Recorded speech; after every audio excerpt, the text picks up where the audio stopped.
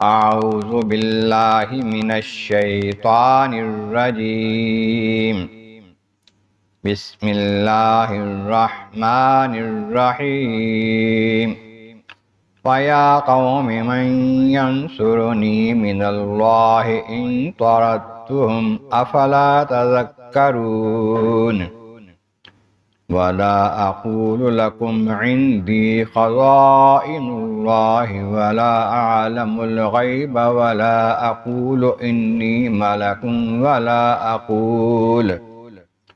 وَلَا أَقُولُ لِلَّذِينَ تَزْدَرِي أَعْيُنُكُمْ لَنْ يُؤْتِيَهُمُ اللَّهُ خَيْرًا اللَّهُ أَعْلَمُ بِمَا فِي أَنفُسِهِمْ إِنِّي إِذًا لَّمِنَ الظَّالِمِينَ صدق اللہ العظیم۔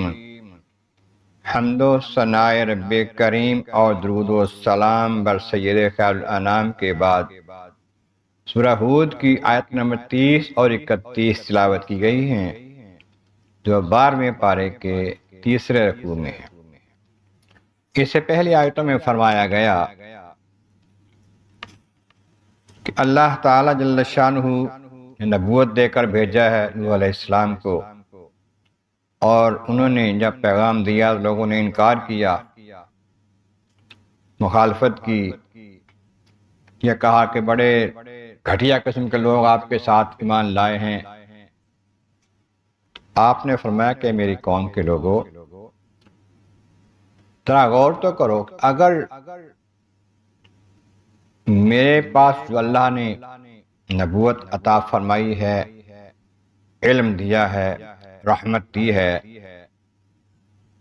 میرے پاس دلیلیں اس کی موجود ہیں، اگر یہ درست ہوں اور تمہیں اس کی سمجھ نہ آئی ہو اور تم اس کو پسند نہ کرتے ہو، تو ہم زبردستی تو تمہیں نہیں ایمان کی دولت دے دیں گے، ہمارے ساتھ چموڑ دیں گے کہ کہا ہے میری قوم میں تم سے مال تو نہیں مانگتا، کوئی تمہیں تبلیغ کرتا ہوں تو تم سے کوئی دولت مانگتا ہوں، کوئی مال مانگتا ہوں تمہیں بوجھ لگے، میرا اجر تو اللہ تعالیٰ پر ہے، جس نے مجھے نبی بنا کے بھیجا ہے، اجر اس نے دینا ہے۔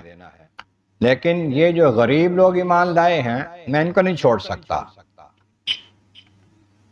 تم کہتے ہو کہ ان کو الگ کر دو گے، پھر آپ کی بات سنیں گے۔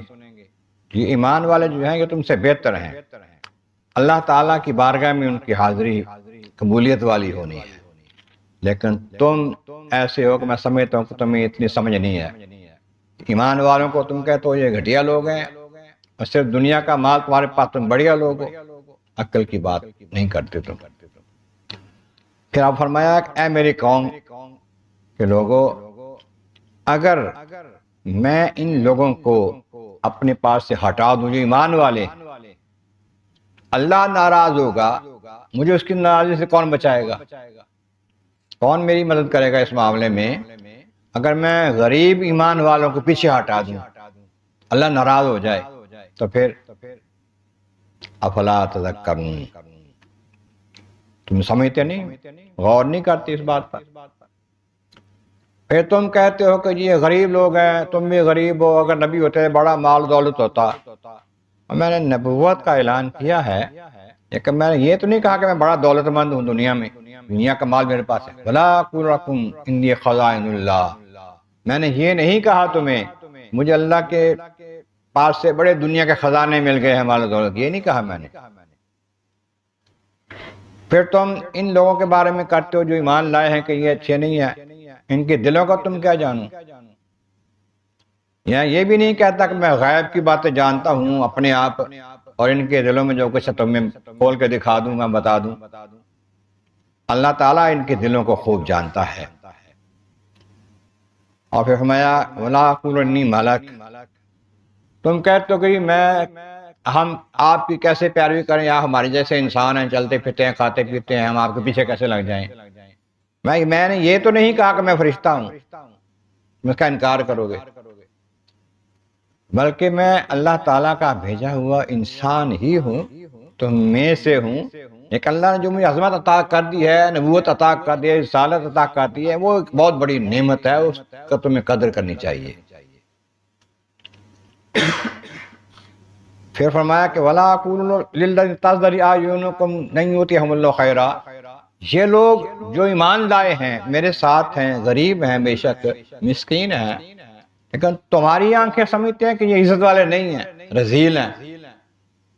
تو میں تو ان کے بارے میں یہ نہیں سوچتا، میں یہ نہیں کہتا اللہ تعالیٰ ان کو اپنی طرف سے کوئی رحمت عطا نہیں کرے گا، نعمت عطا نہیں کرے گا، دنیا آخرت میں نعمت عطا، خوشیاں عطا نہیں کرے گا، میں تو نہیں کہتا۔ کیوں؟ اس لیے اللہ عالم ما فی انفسہم، ان کے دلوں میں جو ایمان کی دولت ہے نا وہ اللہ جانتا ہے، تم نہیں جانتے۔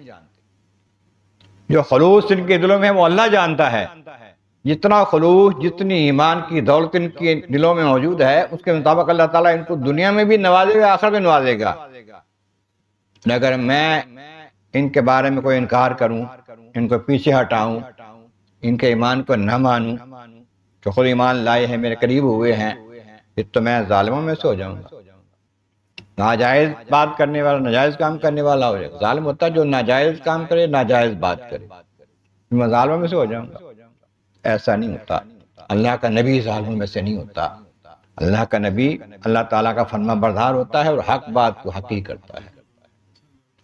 تو اس واسطے فرمایا کہ یہ میرا کام نہیں ہے کہ میں ان کو پیچھے ہٹا دوں، غریب لوگوں کو جو ایمان لائے ہیں، وہ تو قدر والے ہیں، قدر کے قابل ہیں، دنیا میں بھی اللہ تعالیٰ ان کو نوازے گا، آخرت میں بھی نوازے گا۔ پھر ایسا ہی ہوا، دنیا میں جب عذاب آیا، طوفان آیا، سارے کافر غرق کر دیے گئے، ان کی ساری جو جائیدادیں تھیں وہ پھر ان چند مسلمانوں کو مل گئیں، آخر میں بھی ان کے لیے جنت ہے، نعمتیں ہیں۔ اللہ تبارک و تعالیٰ کی بارگاہ عالم عرض مولا کریم، محبوب کریم کا صدقہ قرآن کریم کا فہم اور اعمال صالح نصیب فرما۔ آخر دعوانا ان الحمد للہ رب العالمین۔